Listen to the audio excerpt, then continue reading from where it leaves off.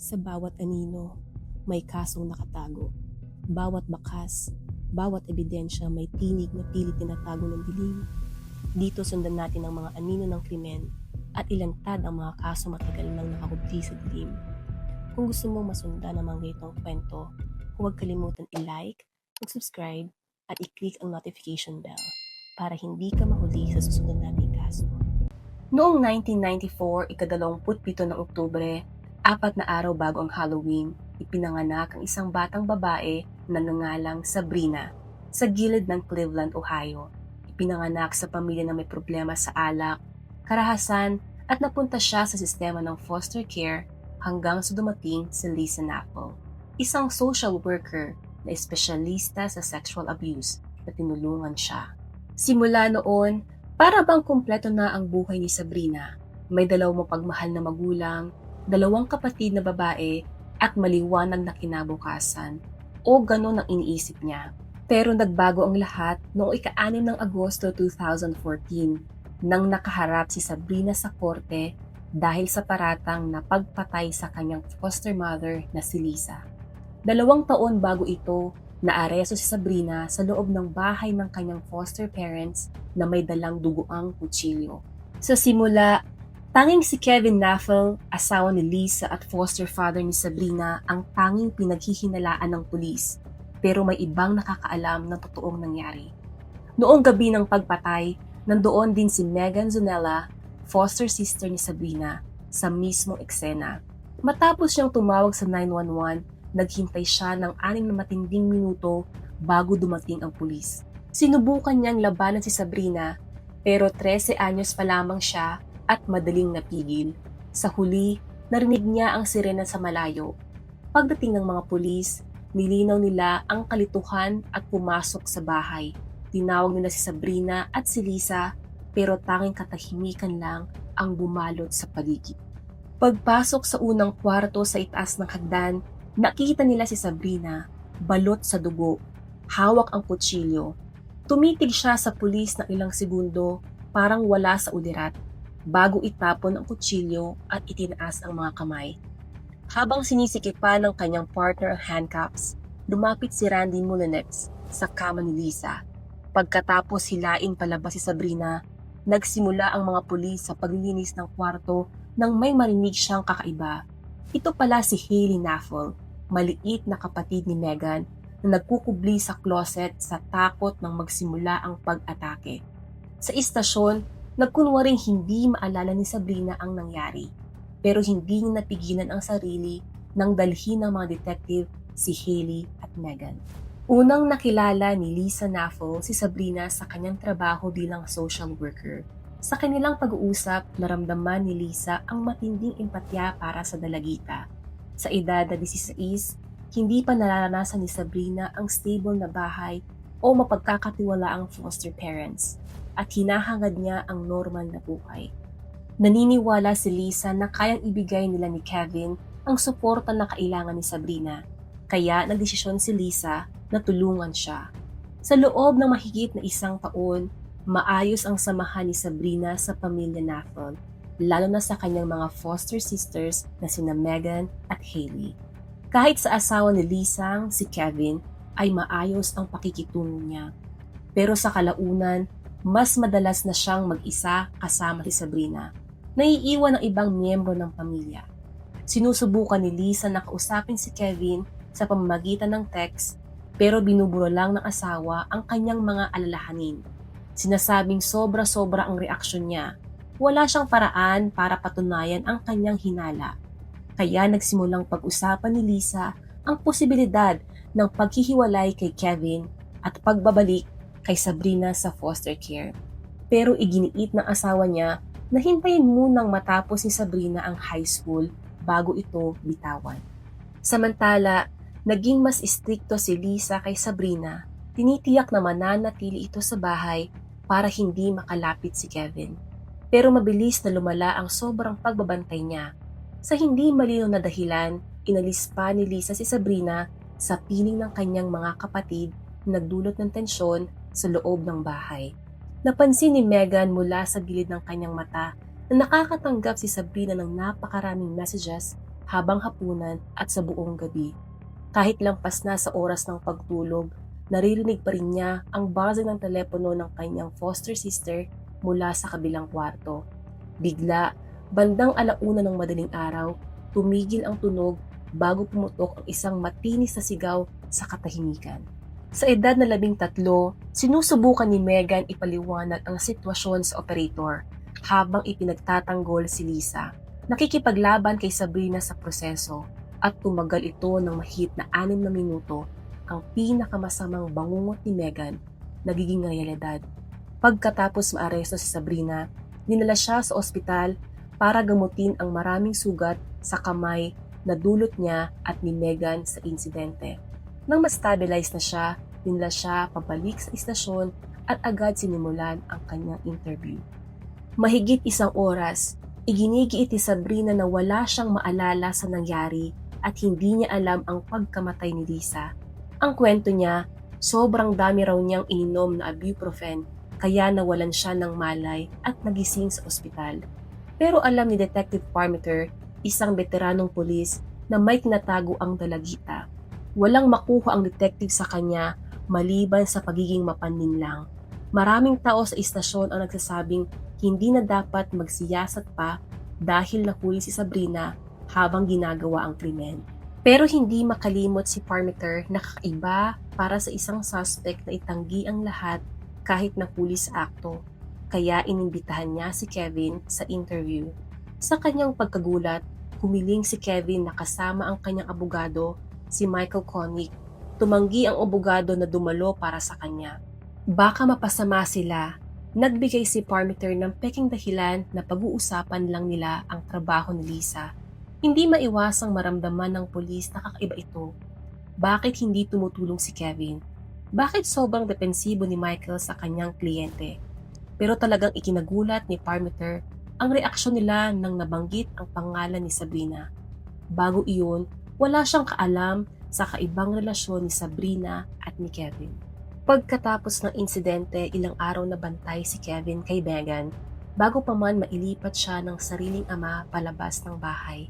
Sa maikling panahon na iyon, nakita ng 13 anyos na si Megan ang maraming bagay na pinilit siyang pag-isipan ang posibleng kinasangkutan ng kanyang stepfather sa nangyari noong 16 ng Nobyembre. Sa mismong araw ng pagpatay, ilang oras matapos mamatay ang asawa niya, kausap ni Kevin ng insurance company sa telepono. Lumalabas, tinapos niya noon ang kanyang sariling coverage, pati ang kanyang 2 anak, at inilipat lahat kay Lisa na nagbigay sa kanya ng quadruple protection 6 na buwan bago ang pagkamatay niya. Nang matapos ang tawag, kumita siya ng mahigit $785,000. Sa natitirang bahagi ng linggo, sinubukan ni Kevin bisitahin si Sabrina sa bilangguan araw-araw. Pero bawat pagkakataon ay hindi siya pinapayagan. Hindi maiwasan ni Megan na magtaka kung bakit kakaiba ang kinikilos ni Kevin. Isang araw, bigla na lang siyang pumasok sa kwarto ng kanyang ina na may dalang kagamitan na hindi naman dapat naroon. Mula noon, mas lalo pang lumakas ang kutob ni Megan na may tinatago itong lihim.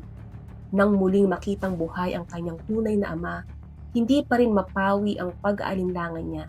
Sa bawat pag-uusap nila ni Kevin, ramdam niya ang malamig at hindi normal na asal nito. Lalo pang tumindi ang pakiramdam niya nang sa mismong burol ng kanyang ina.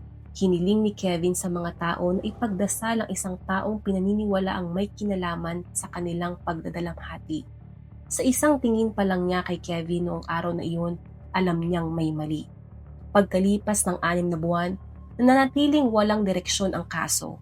Sigurado sina Megan at Detective Parmiter na may kinalaman si Sabrina, pero hindi nila maunawaan ang tunay na dahilan.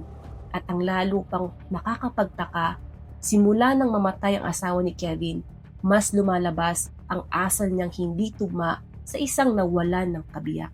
Hanggang sa pumayag si Sabrina na nasa kustudiya pa rin na makipag-usap kay Prosecutor Karen Howell sa pamamagitan ng isang proffer. Sa pag-usad ng investigasyon, napansin nila na tila may malalim na dahilan si Sabrina kung bakit siya nagsalita. Sa bawat salita niya, halatang nagkamali siya, pero may pinoprotektahan siyang iba. lalong lumalim ang hinala ng mabuo ng mga investigador ang larawan ng kontrol at manipulasyong naranasan ni Sabrina.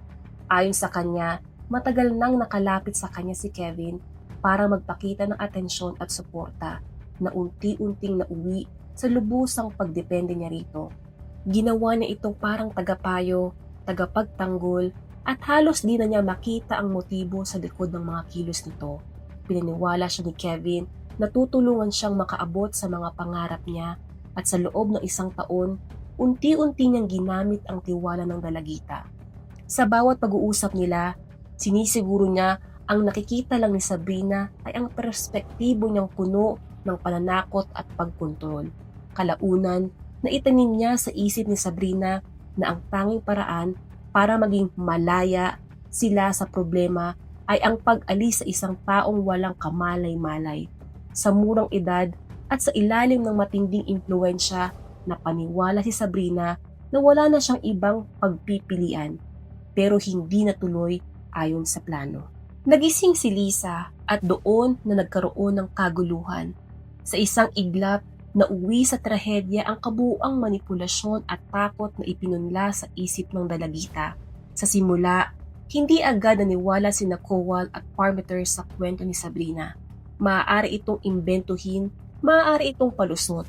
Pero habang tumatagal ang interview, kapansin-pansing mas buo, mas malinaw, at mas pare-pareho ang mga detalye niya.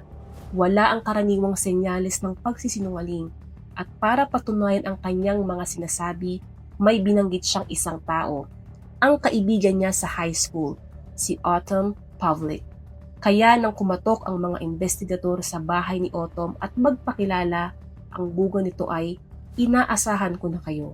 Dahil nakipag-usap na si Kevin kay Autumn tungkol sa plano niya, iniisip ng pulis na baka ulitin niya iyon kung haharapin siya ni Autumn. Kaya nilagyan nila ng war ang 17 anyos at luntahan siya para kausapin si Kevin.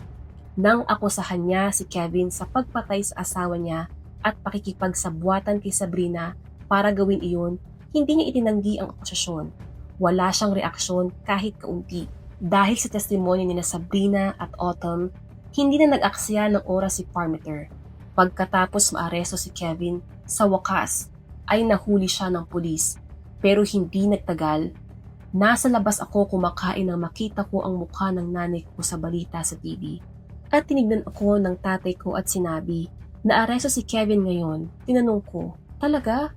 At wala akong naramdaman, wala akong emosyon dahil hindi ko alam ang sasabihin ko. Sa paglilitis, 12 testigo ang tumayo sa korte, mula sa mga guro at social worker ni Sabrina hanggang sa pamilya at kaibigan ni Nafo. Lahat sila ay nagpapatunay na kakaiba ang asam ni Kevin pagkatapos ng pagpatay at marami ang nakakakita o nakaalam ng kanyang pagiging suggestive kay Sabrina. Pati ang matalik niyang kaibigan, si David Strang, ay nagpatotoo laban sa kanya.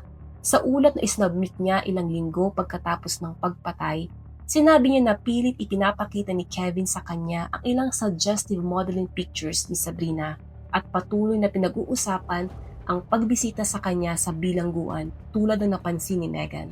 Sinabi niya, gusto lang niyang ipaalam na nandyan pa rin siya para kay Sabrina. Ito ang taong pumatay sa asawa niya at nagulat ako na gusto niyang magkaroon ng kahit anong kontak sa kanya.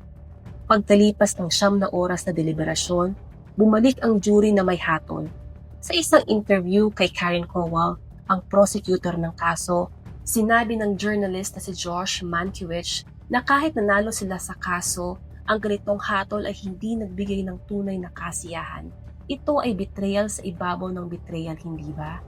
Kevin na nagtaksil kay Lisa, Sabrina na nagtaksil kay Lisa, Kevin na nagtaksil kay Sabrina, at sa huli, Sabrina na nagtaksil kay Kevin. Parang perfect circle. Pero nakalimutan ng journalist ang isang tao sa kwento, si Megan. Pinilit hindi lang masaksihan ang pag-atake, kundi sinubukan pang iligtas ang kanyang ina, pero nabigo.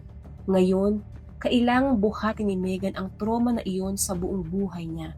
Kung pipili ako ng isang damdamin, masasabi kong galit. Galit ako. Nakakairita na kunin ng isang tao na tumutulong sa maraming tao sa buhay nila at ginagawa ang makakaya para sa pamilya nila. Naniniwala ako na dapat silang makulong dahil karapat-dapat sa hustisya at ang tanging hustisya ay mapunta sa bilangguan. Pumayag si Sabrina sa lahat ng kaso laban sa kanya at tulad ni Kevin, kinatulan ng habang buhay na pagkakakulong na walang parol hanggang 2042.